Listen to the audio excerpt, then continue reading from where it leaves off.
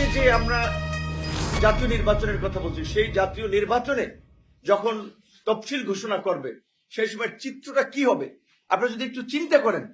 বিএনপির মতো একটা বড় দল, জামাতের মতো বড় দল, আমরা যারা আছি এখন যে অবস্থা দেখতে পাচ্ছি, বিএনপি জামাতের মতো বড় দলগুলো বা মিত্র সংগঠন যারা একসময় ফ্যাসিবাদের বিরুদ্ধে যুগপৎভাবে লড়াই করেছে, ঐক্যবদ্ধভাবে লড়াই করেছে, আজকে তারা একজন আরেকজনের বিরুদ্ধে বলতে গিয়ে বিদ্বেষ ছড়াচ্ছে।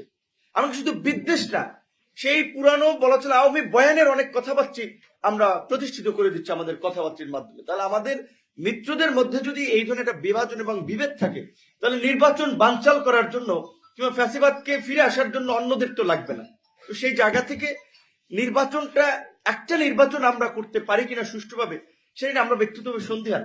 আমরা সংস্কারের একটা মুভ, সেটাকে অনেকে ইন্টেনশনালি অন্যদিকে নিয়ে গেছে, যে এখন আমরা বলছি যে মনে করি যে সুষ্ঠুভাবে জাতীয় নির্বাচনটা হোক, তার আগে আসলে আরেকটা গণভোট আয়োজনের প্রেক্ষাপট কি আছে?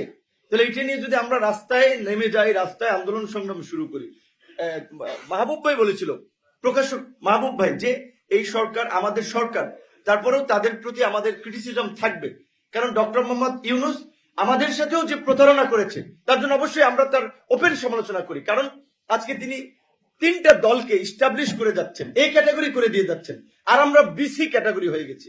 মানে এখানে বিএনপি একাধিকবার রাষ্ট্র পরিচালনা করেছে, তাদের পরামর্শ সরকার নিতে পারে যে কোনো সময়, তাদের সাথে বসতে পারে, কিন্তু জামাত এনসিপি কে কোন ক্যাটাগরিতে তারা তিনটা দল হিসেবে ইস্টাবলিশ করে এই ক্যাটাগরি করে যাচ্ছে? এদিকে ডক্টর ইউনূস পারেন, বরঞ্চ ডক্টর ইউনূসকে যখন এই একতলা থেকে আটতলা লিফটে শেখ হাসিনা হেঁটে হেঁটে উঠাচ্ছিলেন, আমরা প্রতিবাদ করেছি।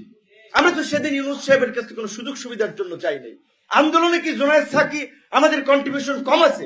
আমরা লাঞ্ছিত কম হয়েছি? তাহলে সরকার কেন এই ক্লাসিফিকেশনটা করলো? তাহলে আমাদের সাথে প্রতারণা করেছিল। আমাদের যে বিশ্বাস, শ্রদ্ধা, ভক্তি নিয়ে আমরা তার প্রতি আস্থা রেখেছিলাম, আজকে এক বছরের শেষ দিকে তিনি কোন দিকে নিয়ে যাচ্ছেন? আমরা তো শঙ্কায় আছি।